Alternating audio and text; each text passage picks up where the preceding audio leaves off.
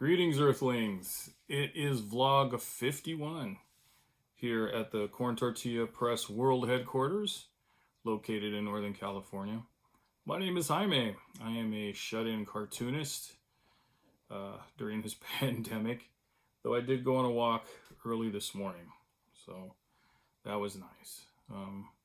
Here we are. It's, I don't know, I was going to do this a little earlier, but I ended up doing dishes and in the midst of doing my laundry. Today's mail day, so I'll be mailing out some stuff.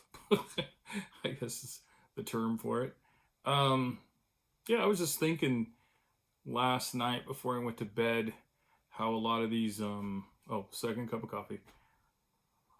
How a lot of the posts we're seeing, on Facebook or Instagram or whatever platform you choose. There's a lot of those who's your favorite band, or they pit artists and musicians against not against one another, but like, do you like Beatles or the Rolling Stones, kind of thing. What's your favorite? And I've often told people there's just way too many to to say that your one favorite. I have many. They were almost everyone was influential in some way or another. See, there I am with the influence again. But what I was thinking about though was I was thinking of the Beatles and how their influence was just amazing. It's just incredible. I mean, you look at, we'll just use the term rock and roll loosely here, but when you look at rock and roll when it started in the mid-50s, though it can be argued it started earlier with Big Mama Thornton or Louis Jordan and his Timpani 5 and, things like that. But from the mid-50s until the late 50s to 59, it was pretty cool. It was experimental, and I mentioned all sorts of people that were coming on. But right in 1959, you have to keep in mind, rock and roll also kind of dipped. I mean, that was a really weird year, 1959. You had the plane crash with Buddy Holly, also Richie Valens and the Big Bopper. Elvis was in the service, though I don't like his brand of rock and roll. I really have a bit of a, thing about him, and it's not good. But nonetheless, he was in the service. Little Richard, stopped playing secular music. He saw Sputnik or something, he claimed, and started doing gospel and preaching and so forth. Chuck Berry went to jail. It was a weird time.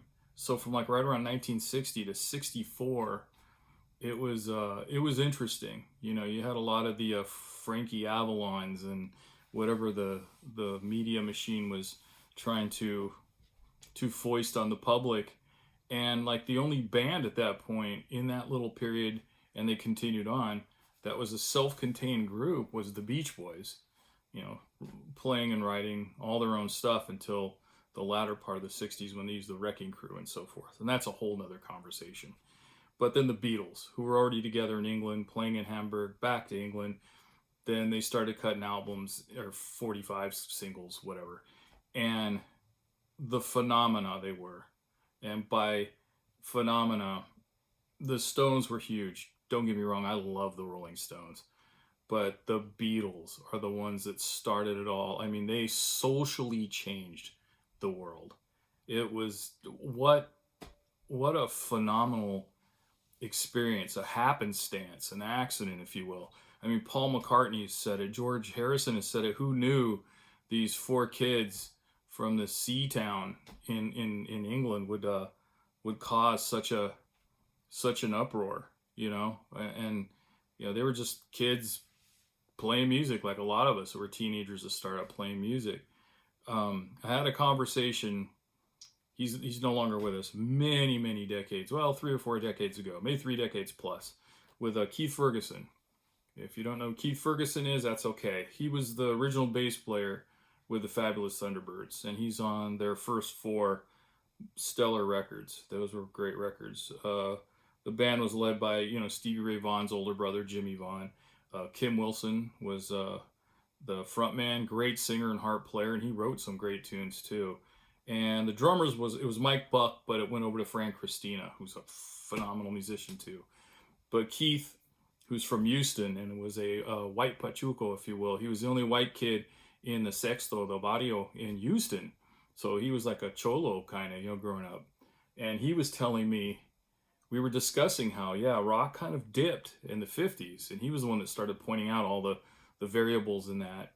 And he says, but he goes, in Houston, between the 50s and the early 60s, he said there was probably a band or two in every neighborhood. He says, maybe, of teenagers, people aspiring. And he goes, but right after the Beatles, right after 1964, he says, man, there was like 10 bands on every block. It was just, and I remember how kids, I was a little kid, but suddenly relatives and neighbors were taking up instruments, and so they were huge. I mean, the world followed them, especially the youth. They were like it or not, they headed up the youth culture. And before anybody gets into before music got ghettoized in the 70s, where everything, became, and I've talked about this on an earlier vlog, where suddenly you can just hear country only on one station. You can hear AOR, album-oriented rock, on another station. You'd hear urban contemporary, which is basically R&B and soul, black music, on another station. Everything was, these times when the Beatles came out, you heard everybody on one station. And I mean, I grew up, I was a little kid in the late 60s. By the 70s is when, I was already, I was out of high school by 79. But during that period, you could talk to anybody from our age group or older, everyone owned a Beatles album, or everybody liked the Beatles in some way or another. It didn't matter, socioeconomics, ethnicity, race, they really encompassed a lot. Yes, I'm rambling here today.